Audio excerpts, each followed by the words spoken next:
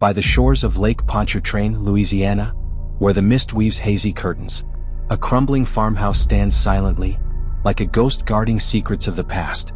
The house once sheltered Elara Voss, a legendary jazz singer of the 1920s, whose voice could melt hearts and lead souls astray.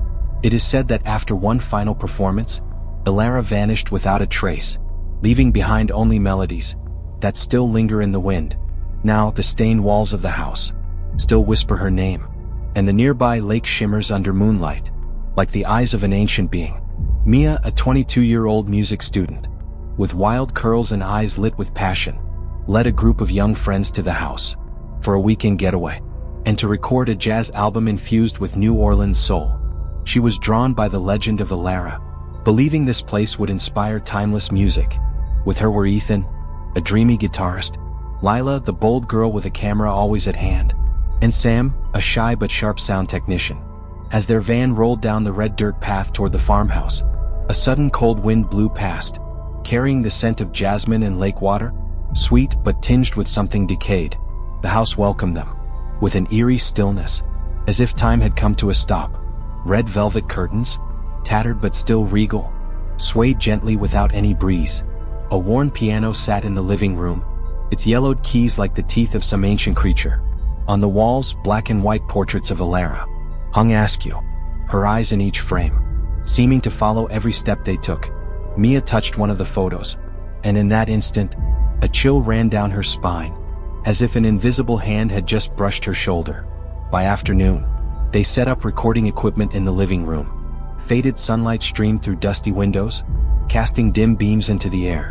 When Sam powered on the microphones, a jazz melody suddenly emerged, a slow, lazy sequence of chords, like the house itself was breathing. No one had touched an instrument. Ethan checked his guitar, still silent. Then from the speakers, a woman's voice began to sing. It rose and fell in strange tones, words none of them understood, like a hymn from another world. Lila, her face pale, whispered, "Is someone else here?" But the house responded, only with a heavy silence. Night fell. Fog from Lake Pontchartrain crawled upward, wrapping the house in a milky veil. Mia couldn't sleep, drawn by the soft lapping of waves. She stepped onto the porch, and under the silver moon, she saw a woman standing at the lake's edge. Her long hair flowed in the breeze, like black ribbons blending into the dark. The woman began to sing, a sorrowful tune, each note like a teardrop, falling into the water. Mia felt her heartbeat slow, as if the melody pulled her into a dream. "Sing with me," a voice whispered, not from the woman, but from the air itself. The wooden boards beneath Mia creaked, though she hadn't moved. When she turned back, the figure was gone, but the lake shimmered, as if smiling. The group didn't yet know. They were not just visitors. The lake had chosen them, and the house would not let them leave so easily. What they heard, what they saw, was only the first invitation of an ancient pact, waiting to be awakened. The next morning, sunlight pierced through the thick fog, but the house by Lake Pontchartrain remained drenched in a dim, murky glow, as if trapped in a dream with no way out. Mia woke up, with the melody from the night before echoing in her mind, the notes like invisible threads binding her thoughts. The group gathered in the living room, the air heavy with the weight of last night's strange encounter. Ethan, guitar in hand, tried to lighten the mood with a joke, but his voice faltered when his eyes drifted to the piano, where one key suddenly vibrated, producing a sharp, cold note. Lila, ever curious, suggested they explore the house to find clues about the mysterious voice. Despite hesitation, the group agreed. They began rummaging through every corner, where each object seemed to whisper its own ghostly story. In a dark hallway, Sam found a large mirror, its surface clouded, as if cloaked in steam. When he touched it, the glass trembled slightly, and for a split second, he didn't see his own reflection, but the sorrowful eyes of Elara Voss, pleading for something unsaid. He screamed, drawing the others to him. But now the mirror reflected only their panic. Curiosity led them to a hidden drawer beneath the staircase.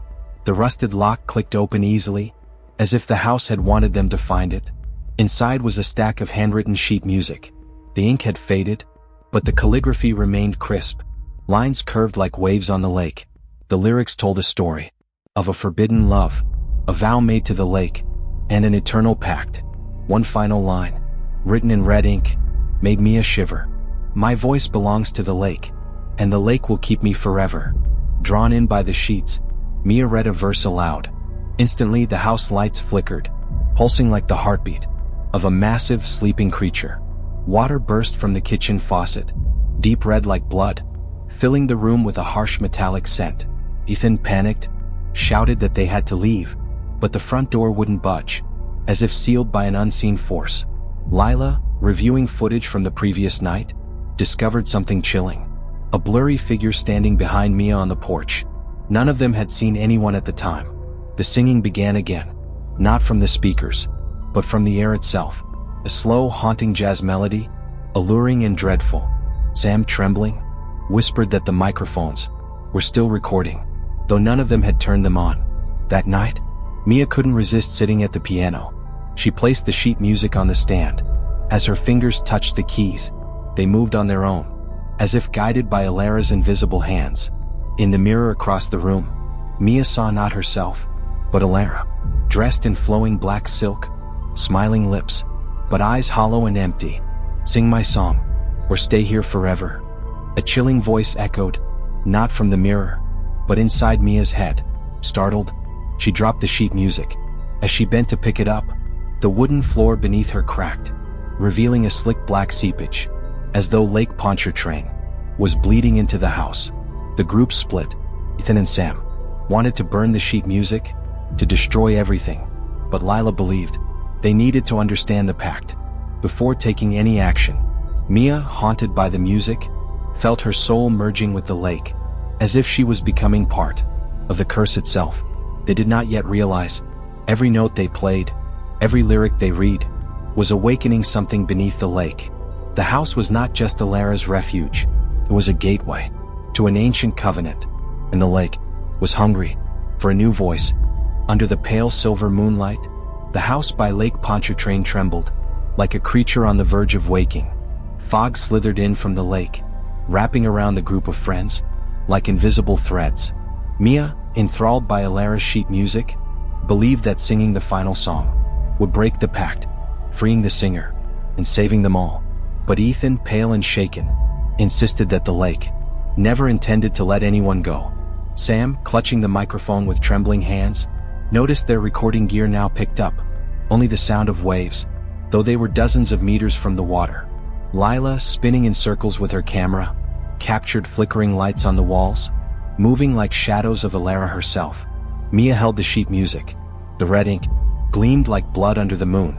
She stood before the piano, fingers quivering as they touched the keys. With the first note, the house shuddered, windows cracked and split. A cold wind burst inside, carrying the scent of the lake. Ethan shouted, rushing to pull Mia away, but she pushed him back, her eyes glowing, lost in trance. Lila kept filming, but the camera screen went black. Only a pair of eyes remained, Elara's, staring straight into hers. Sam panicked, threw the microphone, but it hovered in midair, emitting Elara's voice, now joined by Mia's. The lake churned, its surface split open, like a wound, and thick black tendrils emerged, wrapping around their legs. Ethan ran for the door, but the wooden floor turned to mud, dragging him down. Lila screamed, her hand fused to the camera, as if it had become part of her. Mia kept singing.